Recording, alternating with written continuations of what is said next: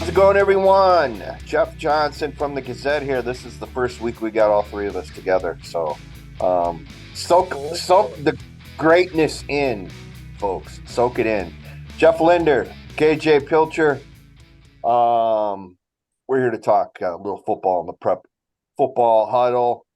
Gentlemen, let's look back a little bit at last week, the significant games, and getting right to it, I guess the most significant to me was Williamsburg knocking off Cedar Rapids Xavier at Saints Field.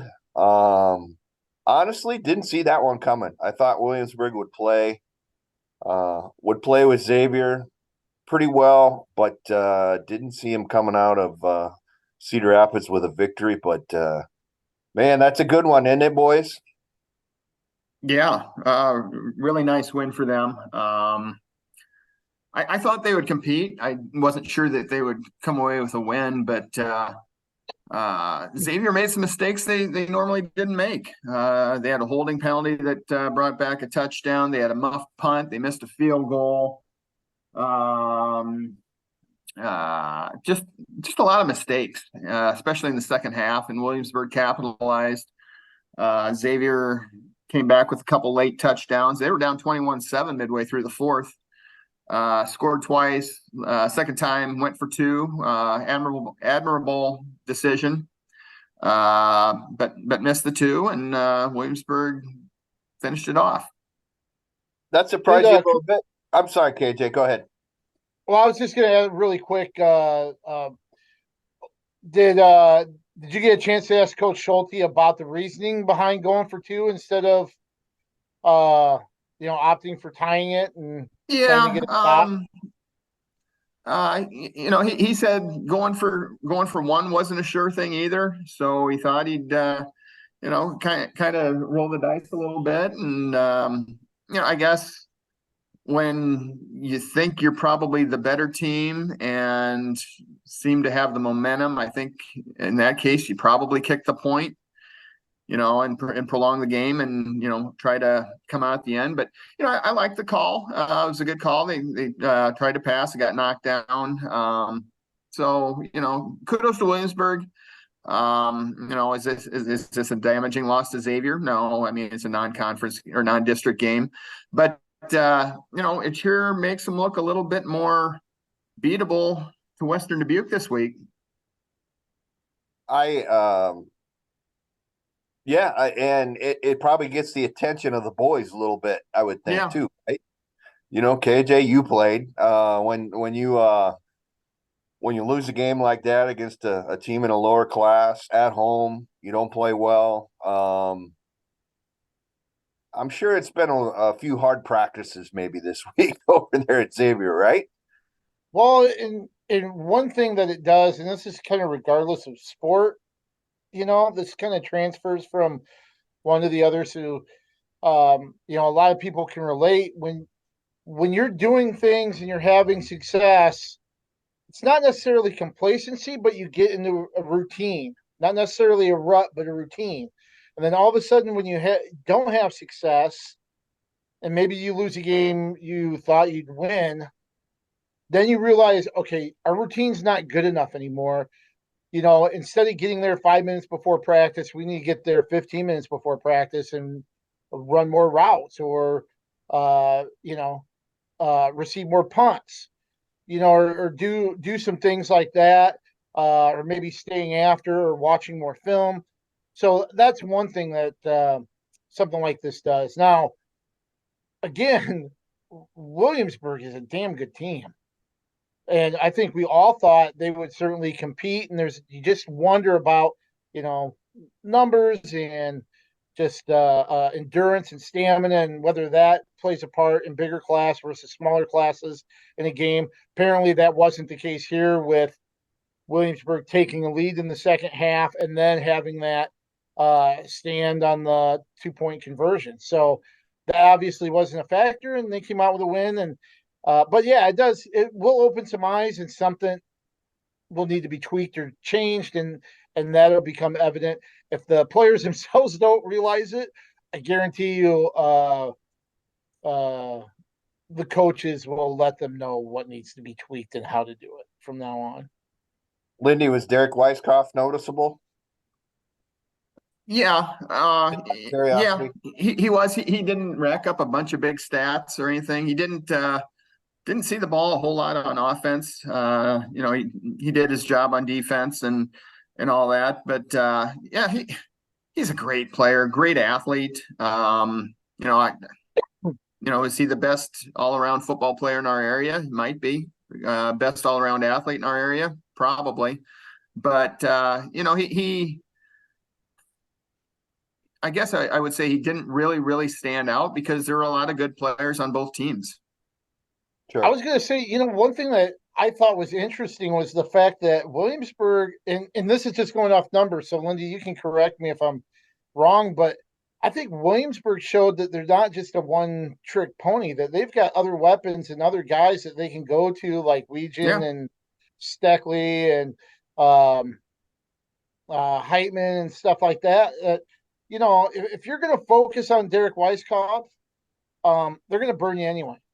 Or they have the potential to burn you with other guys, and and they're still really fast, and a lot of those guys do track, and it shows. They've got a lot of speed. They're strong, and it's another program. It's like Xavier that knows how to win and expects to win. Let's look at some of the other, significant games, I guess, around our area, boys, from last Friday night. In no particular order here. Iowa City Liberty rebounds from that loss the previous week to Iowa City West by getting back at a city rival, beating Iowa City High 41-14. Now, Liberty winning, not necessarily a surprise. Liberty beat City High last season in the battle at Clash at Kinnick, or whatever they called it, at Kinnick Stadium. But 41-14 kind of catches your eye. Would you agree? Absolutely. Yes. Yeah, go ahead, KJ. Well, I was just gonna say, to be honest, with that loss last year, with the team that I guess I thought City High would have, this year, I thought maybe that score would be flipped around a little bit. You've got that motivation to try to avenge last year's loss. But Liberty put it to them, and I think that was just as good of a rebound as any, with them coming back from that tough loss to West. 20-14. What they got? They got Iowa City West and Kennedy coming up now. City High does after this week, and that pretty much makes Ames this week a must-win, doesn't it? If they're going to make the playoffs, for sure. That was a 20-14 game at halftime, and then Liberty did all the scoring in the second half. Graham Beckman threw 4 interceptions the previous week against West, which matched his season total from all of last season. But the Liberty senior quarterback was 26 of 32 against City High for 269 yards and 3 touchdowns. So I guess that's bouncing back. I guess maybe you could say. Liberty will not have issues moving the football this season, I don't think, from what I saw 2 weeks ago, and and excuse me, kind of looking at that. So couple other quick scores here. Cedar Rapids Kennedy, guys, goes down to Pleasant Valley and loses 36-35 in overtime, and suddenly the Cougars are 0-2. And Pleasant Valley had lost the previous week to rival Bettendorf. How much of a surprise is it that Kennedy's 0-2? Oh, I think it's a big surprise. I thought this was going to be probably one of the better renditions of a Kennedy program or Kennedy team, and I think it still will be. It's extremely tough schedule out of the gate for them, and it doesn't get much easier with Lindmar. Even though there might be some injuries or something with Linmar.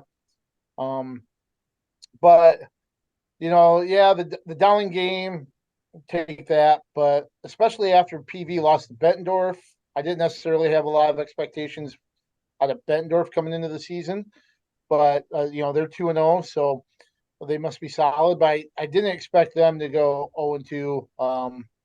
Mainly a loss to PV, especially after PV dropped their opener. And that was a game that PV led almost the entire way, and Kennedy rallied, I believe, in the last 5 minutes of regulation, scored twice, sent it to overtime, scored, kicked the extra point. PV countered, and did what Xavier did, Jeff, and went for two and got it. So 36-35 in overtime, Pleasant Valley over Kennedy. We're taping this on Thursday. Friday, Kennedy standout junior offensive lineman Nick Brooks is going to announce his college intentions on Friday at 1:30 at the school in the cafeteria, and it'll come down to Alabama, Georgia, Florida State, Tennessee, and Iowa. So, all right, you want to throw Iowa in there? I'll say 5 biggies. That's fine. 4.5 biggies, whatever you want to call it. So, but he's going to announce his commitment, and of course, I mean, this is not binding or anything like that. So he's got, he's only a junior. He'll have another year before he has to sign on the dotted line, so to speak. So, KJ, you mentioned Linmar, 49-7 win over Cedar Rapids, Washington, that came at a cost. Iowa State commit Keaton Roscup is out for the season with the torn ACL, tight end, defensive linebacker. That's significant for them. They lost their quarterback, Austin Waller, to a shoulder injury. His status is uncertain. They also lost another defensive back with what looks like a bad knee injury. But they got 2 really good running backs in Mazinski and the fullback as well, who ran all over Washington basically at will. Dylan Mazinski, of course, and Tyree Allens are the 2 young men I'm referring to. So it'll be interesting to see the Lions. They play their first home game Friday night against Kennedy. Should be interesting there. And before we close this week, KJ, Cedar Rapids Jefferson 2-0, convincing win against Marshalltown last Thursday night. Kind of a feel good story, right? Yep. Can you think of anybody that's had an 88-point turnaround against the same opponent in the matter of a year? In one season. 80. They lost that bad to Marshalltown? They lost 48-0, I believe, last year to Marshalltown. They won 40-0 this year. Wow. And they're doing it with the majority of the same people from a year ago. So what does that tell you?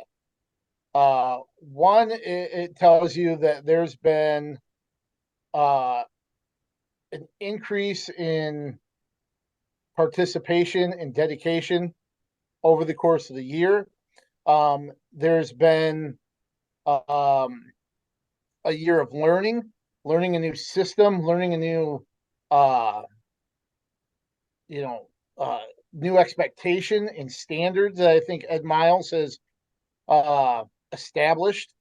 Everything from their pregame warm-up stuff is something I don't think I've ever seen, the way they're running on the track before coming out for the regular warm-ups. I don't know if I've seen that before, but whatever they're doing, it's paying dividends this year. And that's a testament to the coaches. It's a testament to the players. Is it perfect? Not by any means. I mean, there are a lot of mistakes, a lot of penalties and stuff like that occurred. So those are things that can get cleaned up. Just a little more discipline in play and clean up some of those things. But I tell you what, they looked really good. Defensively, they look strong. Now you got to remember too, Marshalltown as a program, kind of on the struggle side of things. But Ashara Calalero, who rushed for 251 yards in the opener against Muscatine, followed with 120 yards and a touchdown.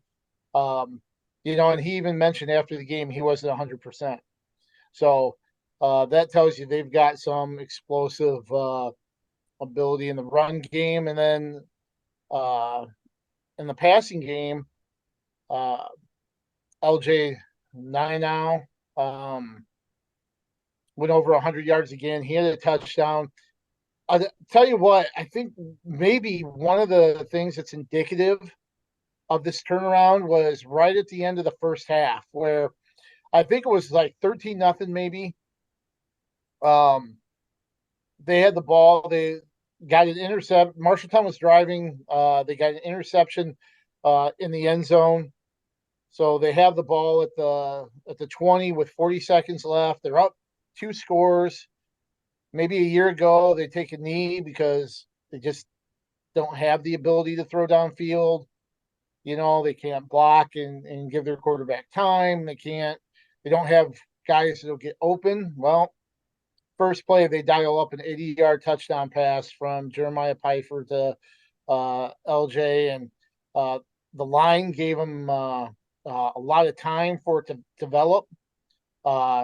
Perfectly kind of set up a pocket to where everybody was pushed to the outside so Pfeiffer could step up a couple yards and let it fly, and they connected. And I think there's confidence in the players. There's confidence in from the players to coaches.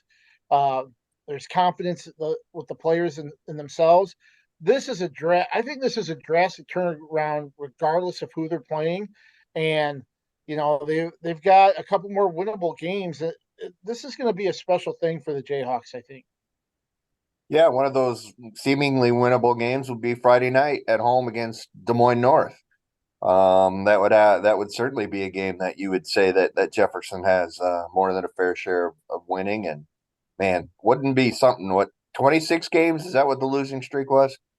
26 losses in a row to 3 wins in a row would really be something. So, and according to our friend John Haggerty, the 2-0 start was the first time since 2000. wow. Imagine going 3-0. And you can see the difference because there was a student section there. It was engaged, and it was loud, and they're enjoying a football game, and everything that I think maybe was missing a little bit. But I think it's just made a huge change, not just with the team, but you see that effect in the student body as well. And it was a pretty cool sight on Friday. Let's look at guys that are top 10s this week. There was obviously some turmoil, a lot of change in some of the classes. We'll start with 5A, where we have Southeast Polk, number 1, West Des Moines Dowling, number 2. Cedar Rapids Prairie's bumped all the way up to number 3 with its 2-0 start. Linmar's number 4, Bettendorf 5, Cedar Falls 6, Waukee Northwest 7, Ankeny at 8, Johnston tied with Ankeny at 8, and West Des Moines Valley at 10. Cedar Falls with a big win for the eastern side of the state by knocking off Johnston last week. We have some really good games in 5A this week when you look at Dowling, number 2 against number 8, Ankeny. Number 3, Prairie against number 1, Southeast Polk. We talked the Lindmark Kennedy game, which should be really good. And then number 8, Johnston against number 10, Valley. Valley is 0-2, guys, but of course, had to play Southeast Polk and Dowling. So anything in 5A that jumps out at you? Go ahead, KJ. Go ahead. I think we've kind of hit on a lot of the things. In Central Iowa, you're going to get those matchups just about every week. So that's true. With the injuries to Lindmar, that's maybe the luster's taken off. It'll be interesting to see how they respond, how Kennedy responds, to its start.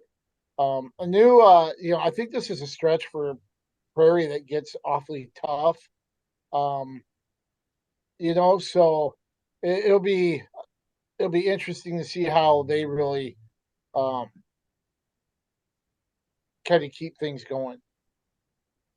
Yeah, Prairie goes Southeast Polk away, PV away, Liberty home, Ankeny home, Wow. Jeff away. Now that doesn't seem like a slam dunk anymore. Bettendorf home, and Iowa City West away. So they don't have a.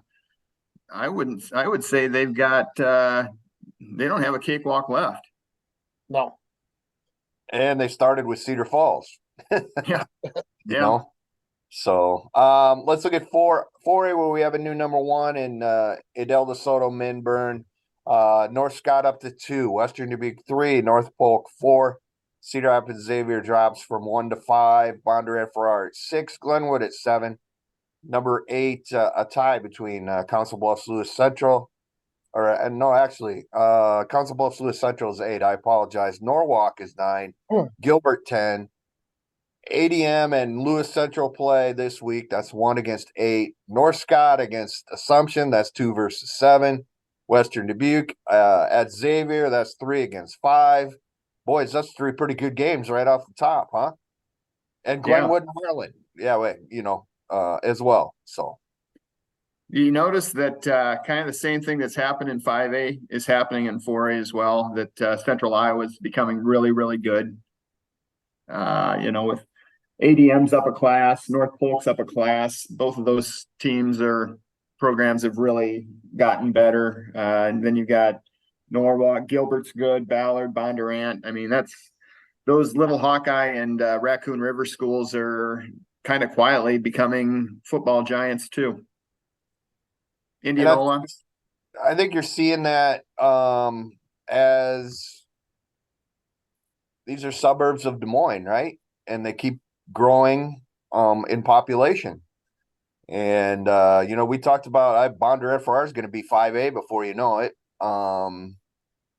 That's the next, that's where people are migrating, I guess, in my opinion. ADM as well is real close to Waukee, which we all know is burgeoning in population. So yeah, you're right. Van Meter continues. There's another one that is kind of become a suburb of Des Moines, if you will, and always good in sports now. So guess that's just the way it is. But any thoughts on Western Dubuque Xavier this week, guys? Just off the top. I think a lot depends on how Xavier responds. I think they'll respond well, but I'll tell you, Western Dubuque can score, and they can do it through the air. They can do it on the ground, and you put 61 up on West Delaware in week 1, you're doing something right. And I really don't know how that game's going to go. I think it's going to be one up front. You got some really good skill players. You got Ronan Thomas for Xavier. You've got Grant Glouser for Western Dubuque. You're going to have physical defenses. I think the battle in the trenches there, that's going to make a big difference at Saints Field, and we'll see who comes out on top. But I think right now, you really got to look at the momentum that Western Dubuque is building right now after 2 strong wins against West Delaware and Wahlert, right? And Xavier coming off the Williamsburg game. So momentum, kind of in Western Dubuque's favor. So we'll see how both teams kind of react to that on Friday. What I think is interesting is that there are a couple games I'm kind of looking at, and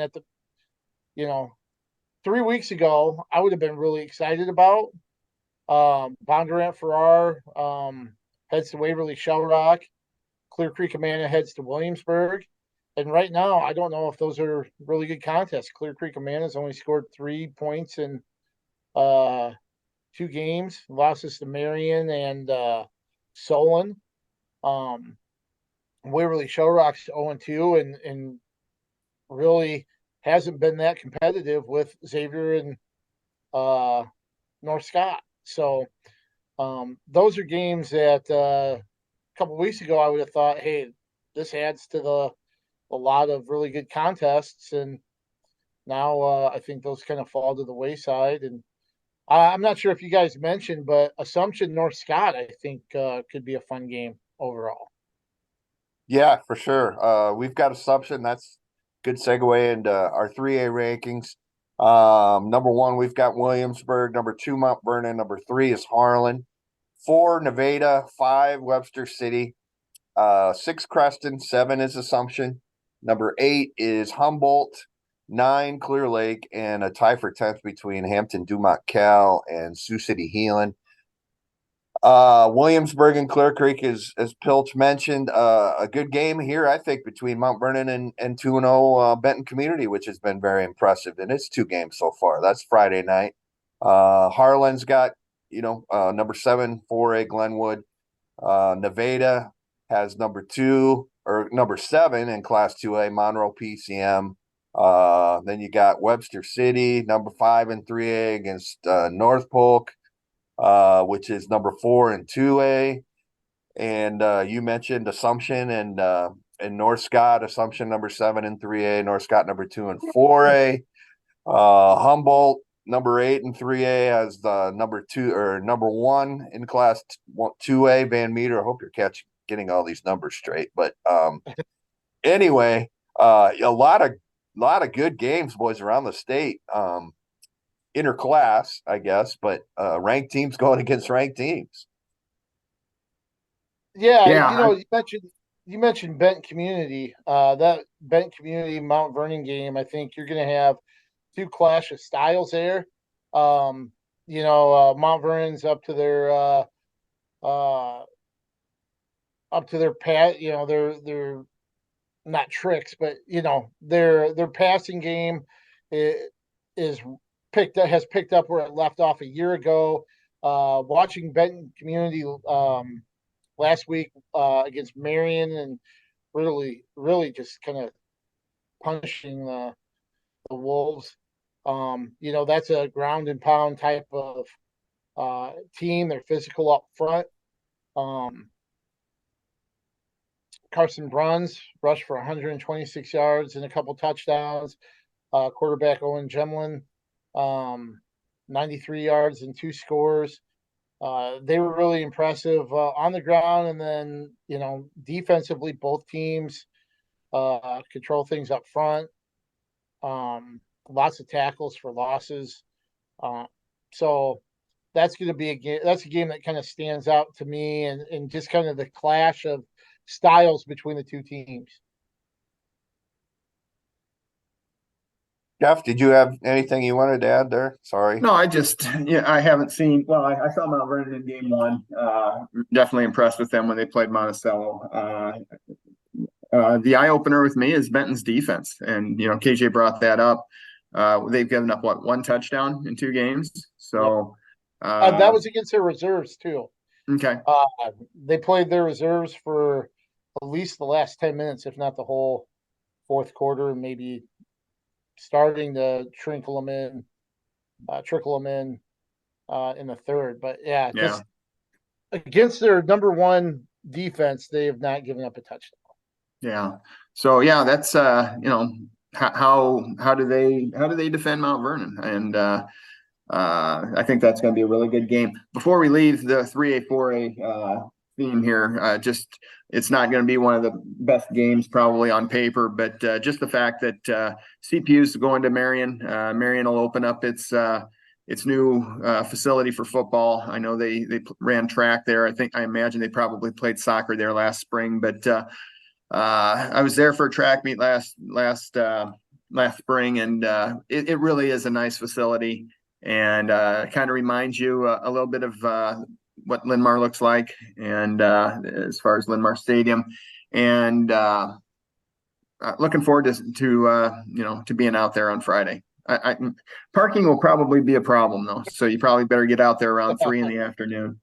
So I was just going to ask you that, Jeff. Are you going to get out there about 1 to make sure that wouldn't be good because they'll still be in school, so the lots will be full. It's going to be like Thomas Park, I guess, that way.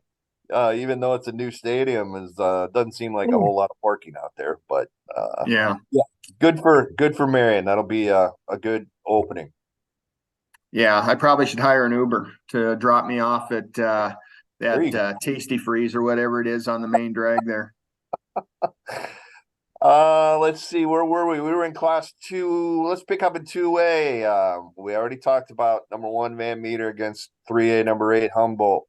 The rest of our rankings this week: number 2 Central Lion George Little Rock, number 3 Western Christian, number 4 is West Lion, number 5 Monticello, number 6 Spirit Lake, number 7 PCM Monroe, number 8 Greene County, number 9 Cherokee. Clarinda also in a tie with Cherokee at number 9. The thing I noticed here, guys, we've got 4 teams that are 1-1, still ranked in 2A, but I get that goes back to playing up a competition, right? Yeah, absolutely. Monticello, that loss to Mount Vernon certainly is forgivable. Spirit Lake, who got them? They got beat last week. I think PCM lost to Pella Christian, maybe. Greene County lost to maybe Nevada, so somebody like that. They lost to a good team too, so they're not losing to a bunch of punks. Let's go with 1A, Class 1A. Number 1 continues to be Grundy Center. Number 2 is MFL Marmac. Number 3 Underwood. Number 4 Waterloo Columbus. Number 5 Ostwa, as Jeff says. That's Awaha, Shelby Tennant, Walnut. 6 is Pella Christian. 7 South Hamilton. 8 Iowa City Regina. Number 9 Sumner Fredericksburg, and number 10 is Denver. We have one good matchup here in 1A this week as Grundy Center number 1 and number 6 Pella Christian. Regina looks like it's starting to get its mojo going again. Would you agree with that, guys? West Branch as Waterloo Columbus, very tough schedule to start out, 0-2, but had to play Williamsburg and Dyke New Hartford, I believe, if I remember correctly. Anything in 1A that kind of catches your eye? Oh, I think that Regina Meepo game stands out. Like you mentioned, Regina off to a really strong start so far. I think Meepo's at 1-1. They won their opener, had a good win in the opener, but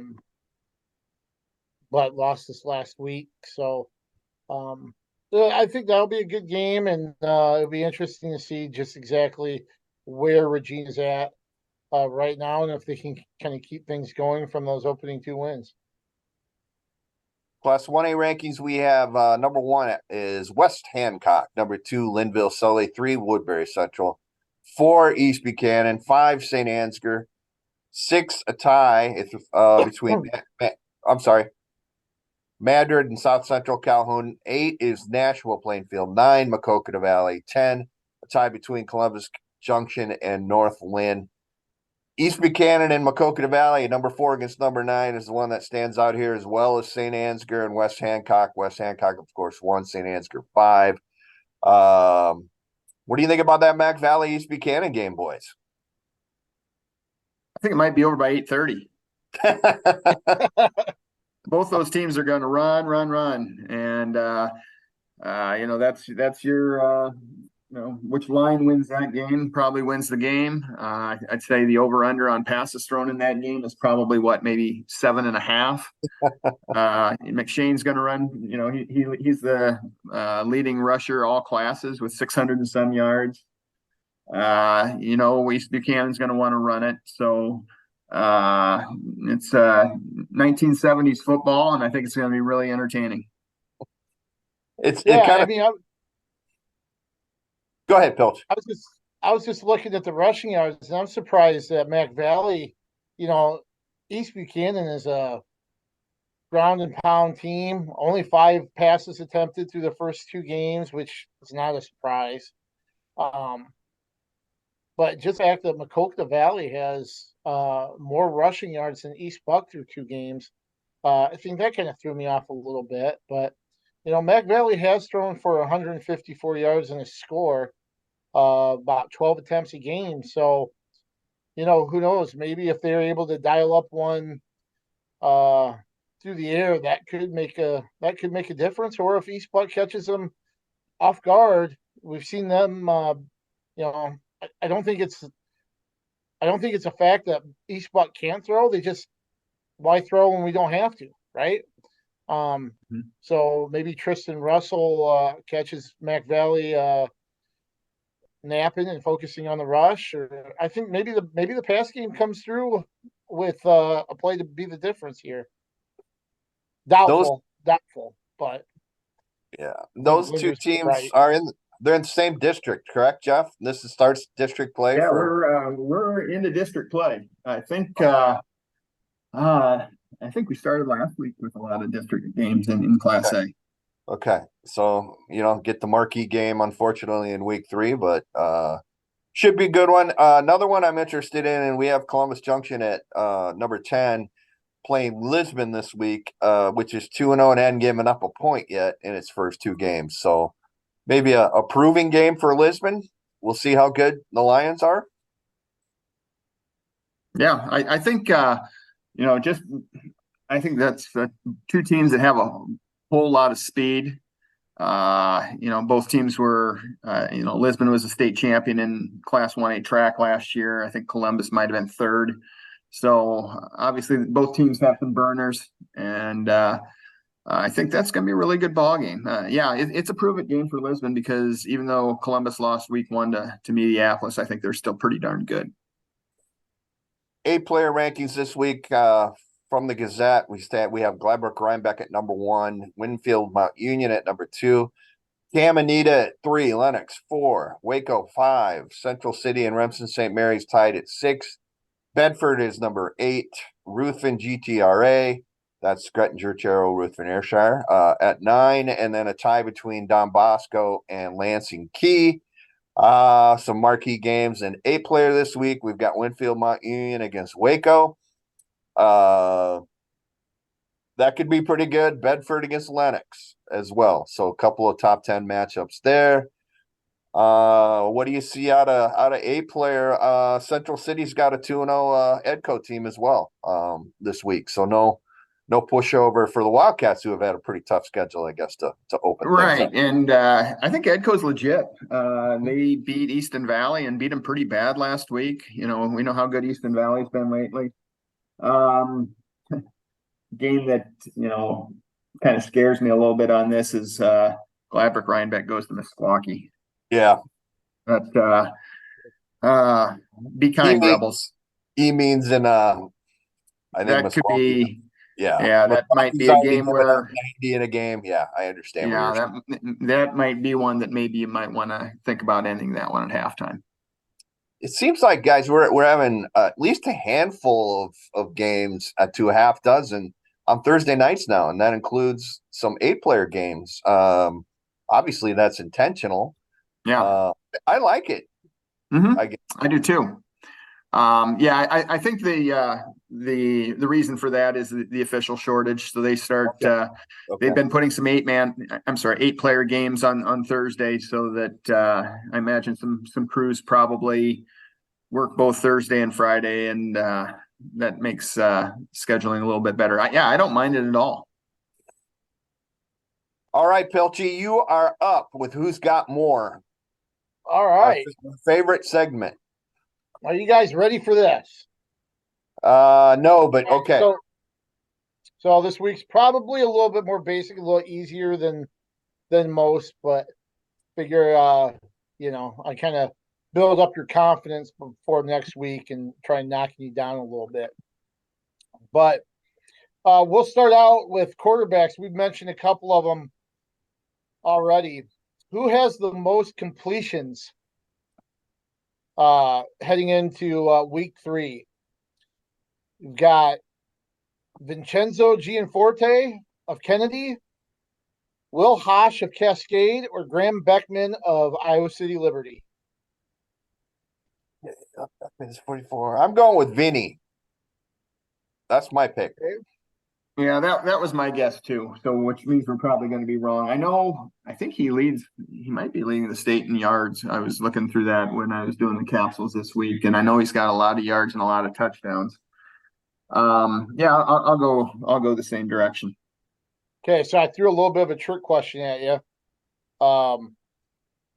Gianforte and Beckman are tied for the state lead with 51 completions. So you guys are correct, but Beckman would also have been correct with 51. Hosh has 38. Nothing to sneeze at there for Cascade. So good job with the first one. The second one. Who has more all-purpose yards? Oh boy. You have Lance McShane of Mac Valley, who you guys mentioned earlier, Sigourney Kyoto as a team, or MFL Marmac as a team. Sigourney 1-1, I believe. MFL Marmac 2-0. Jeff, you're first. That all-purpose means passing and receiving, or does that include kick returns and stuff too, or whatever Bound throws in okay. there as all-purpose yard? I'm just going off Bound's categories, statistical categories there for all-purpose yards. I suppose I'll go McShane. Okay. I don't think he's got a lot of receiving yards. MFL. You're gonna go with MFL? I am. JJ is correct, but Ty. MFL has 641 all-purpose yards according to Bound. McShane 634, so they're only separated by 7 yards. That's crazy. They need to start throwing him the ball. Yeah. Sigourney Kyoto is third in that group with 602. So who has the most between these three? Belle Plaine fumble recoveries, touchdowns by Lansing Keys, Dalton Mutterman, or passing attempts from Central City? Who's got the most? Yep. Belle Plaine fumble recoveries, touchdowns by Lansing Keys, Dalton Mutterman, Central City pass attempts. I'm first. I'm going. Belton, he's our man. If he didn't do it, nobody can. Who's that? The young man from Lansing Key. Oh, Man. Dalton Mutterman. Okay. Dalton. That was my first guess too, but I better switch it up so I don't look like I'm just dragging on your shoes here. What was Central City passing attempts? Pass attempts. And what about Belle Plaine? Fumble recoveries. Oh, Belle boy. Plaine's played one more game, Lindy. Keep that in mind. Yeah, but that'd be a lot of fumble recoveries. I mean, he'd have to be scooping everything up. I'll go with Central City passes, but it's probably wrong. I think JJ's right. You guys are both wrong. Belle Plaine has 16 fumble recoveries through the first 3 games. What are they doing? Are they running the fumble rooski on offense every play? I'm not sure, but they have 3. I think the top 3 players in fumble recoveries are in the state are Belle Plaine players. If I saw that. So they've played 3 correctly. games and they've got 16 fumble recoveries. Yeah. And they got 1 loss too. Yep. Hey, Yeah, man, 2-1. it's a crazy game, man. So Jack's Stamp leads the state with 5 fumble recoveries. Wade Sancott and Will Sancott each have 3 fumble recoveries for the Plainsmen, according to Bound. So right there between 3 players, they have 11 fumble recoveries. So turnover. That's not a stat that you can inflate either. Not Oh, black and white. Yeah. Yeah. So I didn't look and see kind of how the breakdown for games went with that and what they had per game, but yeah, pretty impressive. Well, Nathan Ford's got an info even for just it. in turnovers in general. There for Belle Plaine. Right. All right, Nathan, so let's move on. no, Nathan Ford just buzzed in, KJ. They had Uh-oh. nine fumble recoveries last week against Melcher Dallas. So that's a big boost to the numbers right there. So thanks, Holy Nathan, cow. for that. Let's go to most defensive TDs. So through going into week 3, what team has the most defensive touchdowns? You've got Iowa City West, Cedar Rapids Jefferson, or Monticello. It should be Belle Plaine. Jeff, you're first. What are my guesses again? Most defensive touchdowns: Iowa City West, Monticello, or Cedar Rapids Jefferson.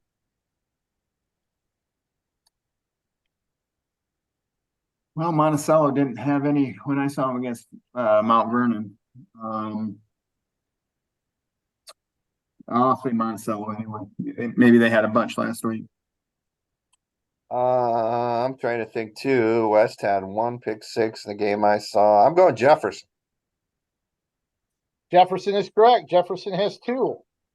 Through the first 2 weeks, Iowa City West, Monticello each have 1.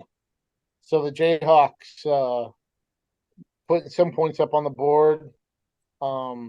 Now I want to see how many I saw Belle Plaine one of has.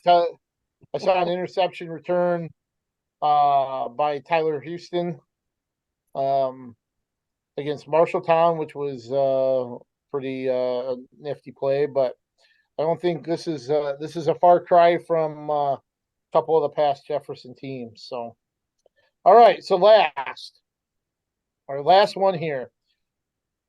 Who has the most? Garrett Watts of Montezuma with touchdown receptions. So touchdown catches by Montezuma's Garrett Watts. Rushing touchdowns by Prairie's Casey Kelly. Or Mount Vernon players with at least 1 reception. I'm going to go with Mr. Watts if this is my turn to go first. Okay. Let's see. Kelly had 6 last week. I'm going fumble recoveries for Mount Vernon players, different players. Okay, that was receptions. Oh, receptions. I'm sorry. Okay.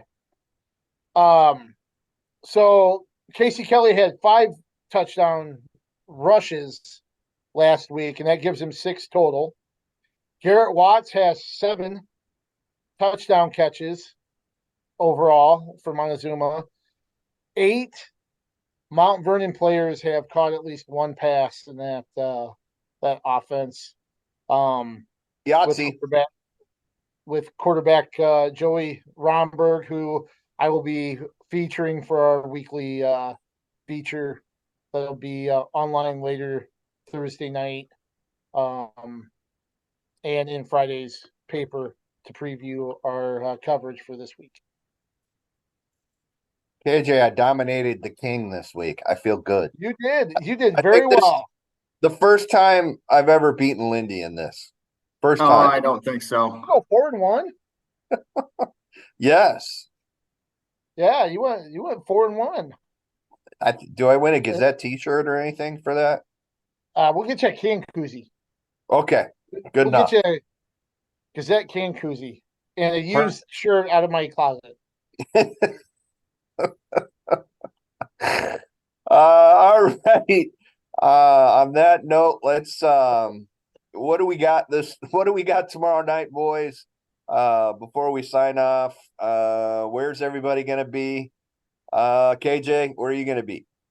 I will be heading to Saints Field for the 4A top 10 game between 2-0 Western Dubuque and 1-1 Cedar Rapids Xavier. So everybody can catch me out there at Saints Field.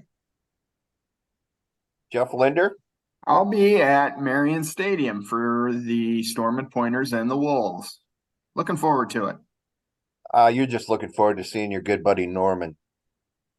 Yeah, there's that too. It finally feels like football weather. It does. Yeah. It cooled off finally, 100%. So, I got Kingston Stadium duty tomorrow night. I get to see the rejuvenated Jefferson Jayhawks against Des Moines North, as Jeff looks to go to 3-0. So, We got other games we're covering. I'm trying to think, guys. We got somebody at Mount Vernon, correct? Yeah, I think is Plegancule covering that one, or maybe Klein. I know Condon's got Klein. Condon's got Kennedy and Yeah, Linmar. we got Yep. we've got Mike Mike Condon will Condon. be out of Linmar Stadium.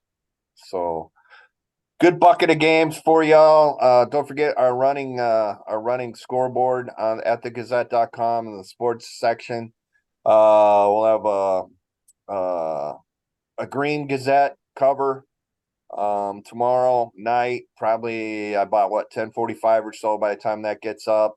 We'll have a bunch of game coverage, roundups, you name it. The Gazette.com is where you need to go. So enjoy a nice, crisp, cool Friday night.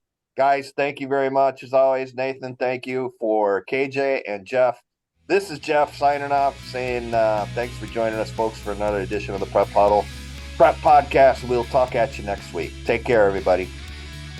And keep your head on a swivel.